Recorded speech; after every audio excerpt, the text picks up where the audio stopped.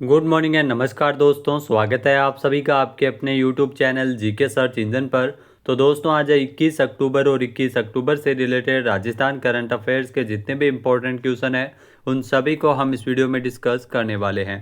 तो पूरा वीडियो बहुत ध्यान से देखना और वीडियो के एंड में मैं आपसे एक क्वेश्चन भी पूछूंगा जिसका आंसर आप सभी को कमेंट बॉक्स में देना है। कल के वीडियो में मैंने आपसे एक क्वेश्चन पूछा था जो था धरती आबा जनजातीय ग्राम उत्कर्ष अभियान में राजस्थान ने देश भर में कौन सा स्थान प्राप्त किया है। तो इसमें राजस्थान ने पूरे देश में पहला स्थान प्राप्त किया है, यानी कि ए ऑप्शन यहाँ पर बिल्कुल सही था। जिन दोस्तों ने ए ऑप्शन कमेंट बॉक्स में सही जवाब दिया था उनको हार्दिक शुभकामनाएं। तो धरती आबा अभियान जिसमें राजस्थान प्रथम स्थान पर रहा था। राष्ट्रपति द्रौपदी मुर्मू ने नई दिल्ली में आयोजित आदि कर्मयोगी अभियान के नेशनल कॉन्क्लेव में एसीएस जनजाति विकास विभाग के कुंजीलाल मीणा इनको सम्मानित किया था।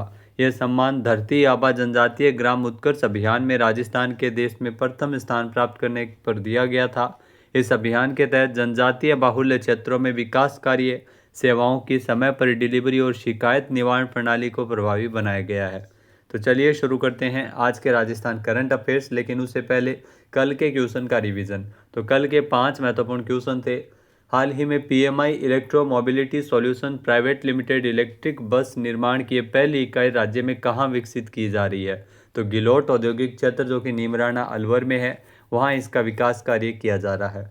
नेक्स्ट है प्रधानमंत्री कुसुम योजना के अंतर्गत राजस्थान कंपोनेंट ए में देश में कौन से स्थान पर है। तो पहले स्थान पर। कंपोनेंट सी की अगर बात करें तो तीसरे स्थान पर। नेक्स्ट है हाल ही में किसके द्वारा राजस्थान के बाड़मेर की रूमा देवी को यंग कंट्री अवार्ड से सम्मानित किया गया। तो पीयूष गोयल, केंद्रीय वाणिज्य मंत्री है पीयूष गोयल, इनके द्वारा सम्मानित किया गया था।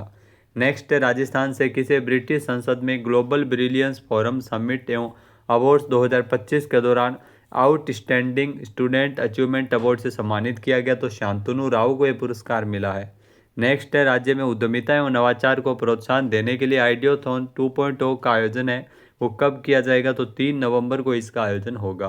तो चलिए शुरू करते हैं आज के राजस्थान करंट अफेयर्स। पहला क्वेश्चन है हाल ही में यात्री सुविधाओं में बढ़ोतरी के लिहाज से ट्रेन के एसी कोच में सांगानेर बगरू प्रिंटेड कंबल कवर देने की शुरुआत है वो कहाँ से की गई है। तो इसकी शुरुआत रेल मंत्री अश्विनी वैष्णव ने खातीपुरा रेलवे स्टेशन से की है, जो कि राजस्थान के जयपुर में स्थित है, यानी कि ए ऑप्शन यहाँ पर बिल्कुल सही है। आइए जानते हैं इम्पोर्टेंट फैक्ट्स।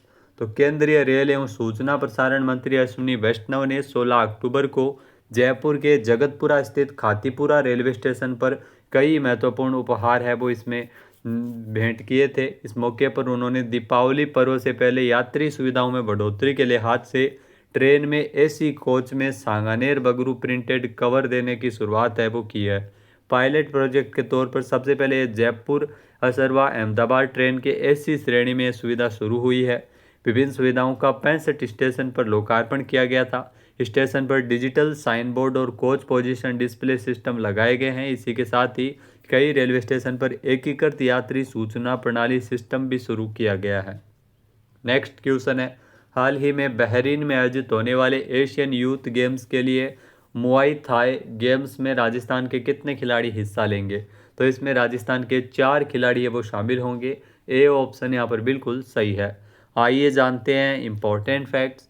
तो ओलंपिक काउंसिल ऑफ एशिया की ओर से 22 अक्टूबर से बहरीन में एशियन यूथ गेम्स का आयोजन है वो किया जाएगा, जिसमें मुआई थाई गेम्स के लिए देश भर से 9 खिलाड़ियों का चयन है वो इसमें किया गया है, जिसमें राजस्थान के 4 खिलाड़ी शामिल है। यहाँ अंतर्राष्ट्रीय खिलाड़ियों में जयपुर से विधि शर्मा, मोहनी समारिया, मुदित गुप्ता और जालोर से हर्षिता इसमें शामिल होंगे। चयनित भारतीय मुआई थाई दल जिसमें श्री राम चौधरी नेतृत्व करने वाले हैं बहरीन के लिए 21 अक्टूबर को रवाना हुए हैं और 11 सदस्यीय भारतीय मुआई थाई दल में 9 खिलाड़ी, एक कोच और एक महिला मैनेजर शामिल है, जिसमें 6 बालिकाएं और 3 बालक हैं खिलाड़ियों में। नेक्स्ट क्वेश्चन है राजस्थान का कौन सा संस्थान क्वालिटी काउंसिल ऑफ इंडिया यानी क्यूसीआई रैंकिंग में देश भर में प्रथम स्थान पर है। यहाँ दोस्तों क्वालिटी काउंसिल ऑफ इंडिया की जो हाल ही में ताज़ा रैंकिंग है, जिसमें राष्ट्रीय आयुर्वेद संस्थान जो कि जयपुर में स्थित है वो देश भर में पहले स्थान पर है। बी ऑप्शन यहाँ पर बिल्कुल सही है। आइए जानते हैं इम्पोर्टेंट फैक्ट्स। तो 180 आयुर्वेद संस्थानों में से राष्ट्रीय आयुर्वेद संस्थान जयपुर को क्वालिटी काउंसिल ऑफ इंडिया की रैंकिंग में ए ग्रेड मिली है।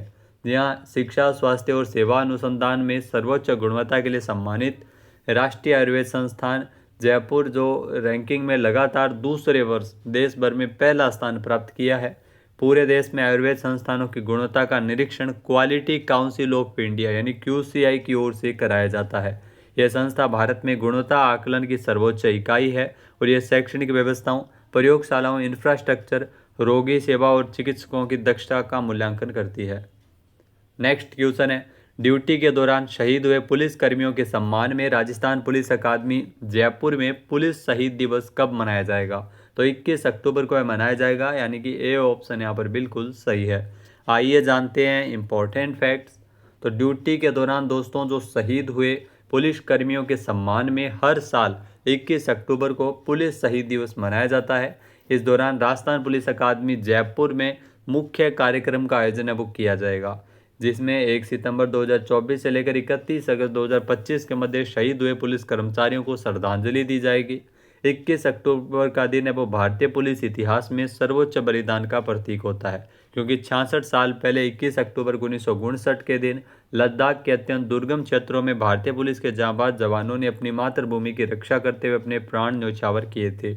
जवानों की शहादत को याद करने और उनके बलिदान से प्रेरणा ग्रहण करने के लिए पूरे देश में हर साल 21 अक्टूबर को पुलिस शहीद दिवस मनाया जाता है। नेक्स्ट क्वेश्चन है, हाल ही में किस राज्य सरकार के द्वारा वन डिस्ट्रिक्ट वन डेस्टिनेशन योजना शुरू की गई है?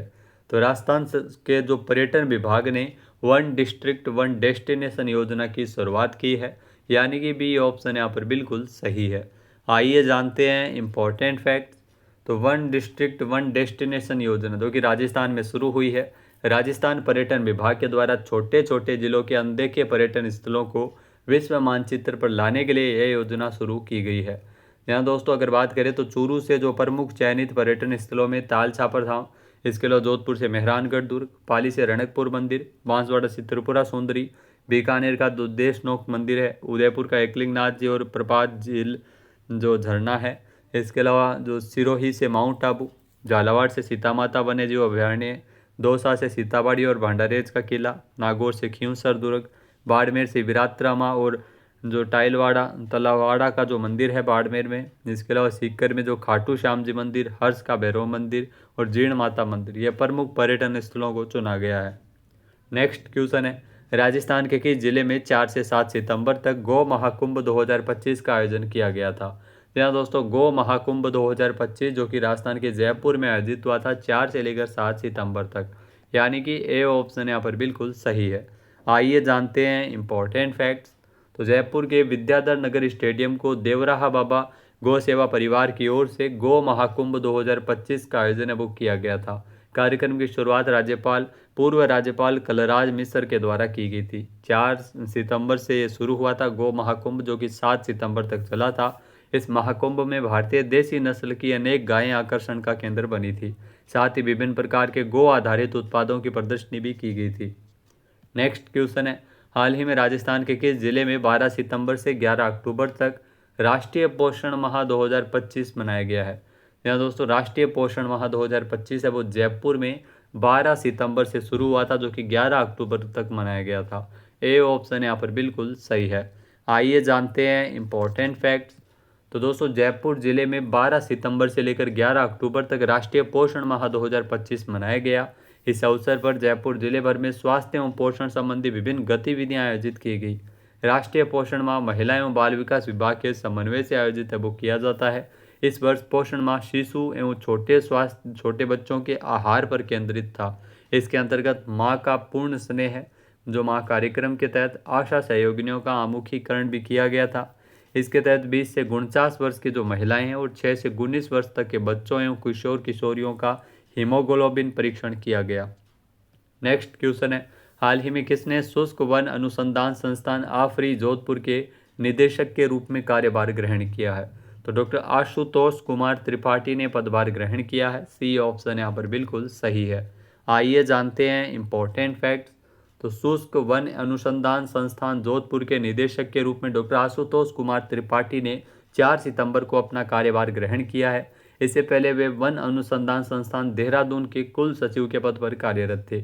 शुष्क वन अनुसंधान संस्थान जो आफरी जोधपुर भारतीय वानिकी अनुसंधान एवं शिक्षा परिषद के तहत एक प्रमुख संस्थान है, जिसकी स्थापना 30 जून 1987 को राजस्थान के जोधपुर में की गई थी। इसका मुख्य उद्देश्य शुष्क और अर्धशुष्क क्षेत्रों में वानिकी और वैज्ञानिक अनुसंधान करना, वनीकरण के लिए तकनीकी विकसित करना और जैव विविधता का संरक्षण करना है। नेक्स्ट क्वेश्चन है, मलेशिया में आयोजित सुल्तान जोहर कप 2025 के फाइनल में भारत ने कौन सा पदक जीता है? तो भारत ने इसमें रजत पदक जीता है, आप देख सकते हैं तस्वीर में, यानी कि ए ऑप्शन यहाँ पर बिल्कुल सही है। आइए जानते हैं इंपॉर्टेंट फैक्ट्स। तो भारत ने सुल्तान जोहर कप 2025 के फाइनल में रजत पदक जीता है।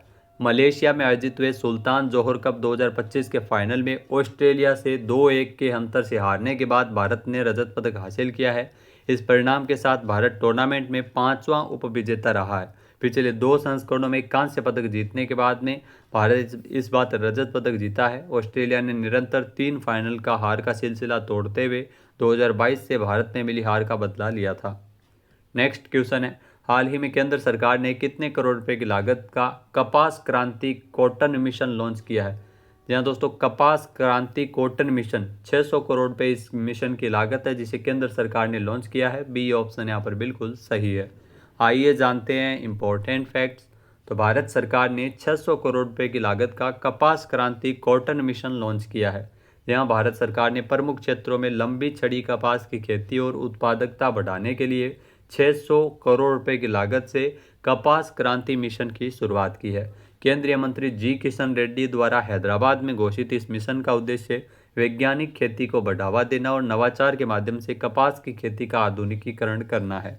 महाराष्ट्र अकोला एचडीपी सफलता मॉडल से प्रेरित है। यह मिशन है वो महाराष्ट्र के जो अकोला एचडीपी सफलता मॉडल से प्रेरित है। बात करते हैं आज के हमारे क्विज के, जिसका आंसर आप सभी को कमेंट बॉक्स में देना है। तो आज का क्विज है, प्रधानमंत्री कुसुम योजना के अंतर्गत राजस्थान कंपोनेंट ए में देश में कौन से स्थान पर है? एक बार फिर से सुनिएगा, पीएम कुसुम योजना के अंतर्गत राजस्थान है वो कंपोनेंट ए श्रेणी में कौन से स्थान पर है पूरे देश में? सही आंसर आपको कमेंट बॉक्स में देना है। और अगर ये वीडियो आपको पसंद आए तो इसे आप लाइक और शेयर करना बिल्कुल ना भूलिएगा। चैनल पे नए जुड़े हो, सब्सक्राइब नहीं किया है तो अभी सब्सक्राइब बटन पर क्लिक करें। इस वीडियो की जो पीडीएफ फाइल है वो आप वीडियो के डिस्क्रिप्शन बॉक्स से डाउनलोड कर सकते हैं। क्वेश्चन आंसर आप वोट करके भी कर सकते हैं। वीडियो देखने के लिए धन्यवाद। जय हिंद, जय भारत, जय राजस्थान।